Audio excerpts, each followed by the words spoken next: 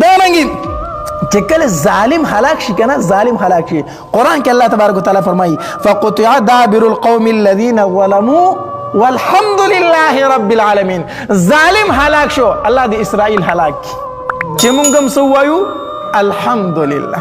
ظالم چې هلاک شي نو سوایا الحمدلله. دارنګ چې کله ډوډۍ خوري کنه قرآن کې راځي کلوا من رزق ربکم واشکروا له.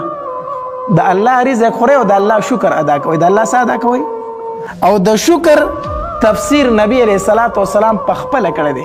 نبی علیہ الصلوۃ والسلام فرمایي افضل الشکر الحمدلله.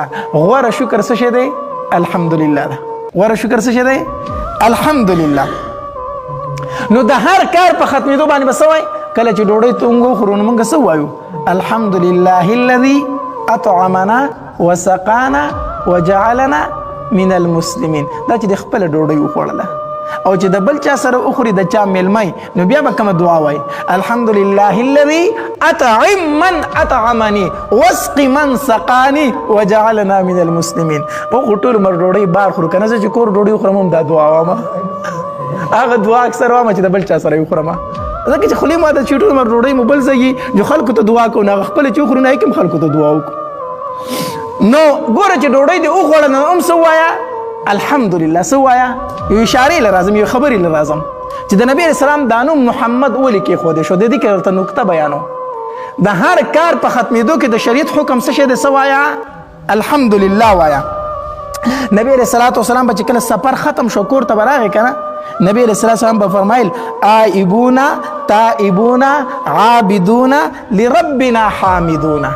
په اخر کې بیا سوي حمد وی. یعنی په هر کار کې حمد ویل حمد ویل. کله چې با منځ ختم شو نبی رسول الله صلی الله فرمایل سبحان ربک رب العزة عما یصفون وسلام علی المرسلین والحمد لله رب العالمین. دا منځ په اخر کې بیا سوي حمد بوي. اشاره ده د نبی رسول الله نوم څه کې خو شو محمد. محمد د حمد نه دی. د هر کار په خدمتو کې سوایا حمد وایا.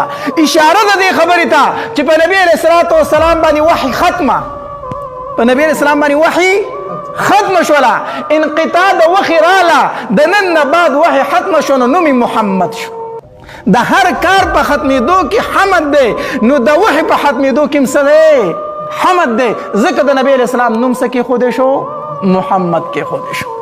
د نن نه بعد چې څوک د پیغمبرۍ دعوه کوي نو دا په کافرو کې بدترین کافری. کافرو کې دا څه دی؟ بدترین کافر دی چې څوک د نبوت دعوه کوي. ځکه خو نوم د نبی علیہ السلام محمد کې خو شوی دی چې په د باندې سلسله د نبوت ختمه شوې ده. په د باندې سلسله د وحی ختمه شوې ده. ځکه ورته نوم محمد کې خو شو. د هر کار په ختمېدو کې ما حکم د شریعت داره چې حمد وایا الحمدلله وایا. نو چې کله نبوت ختم شنو الله حمد راولېږو نبی علیہ الصلوۃ والسلام. اشاره ده دې خبرې ته. نو دا الله تبارک وتعالی د نبی علیہ الصلوۃ والسلام د نیکه په زړه کې واچول چې د نوم څه کېده محمد.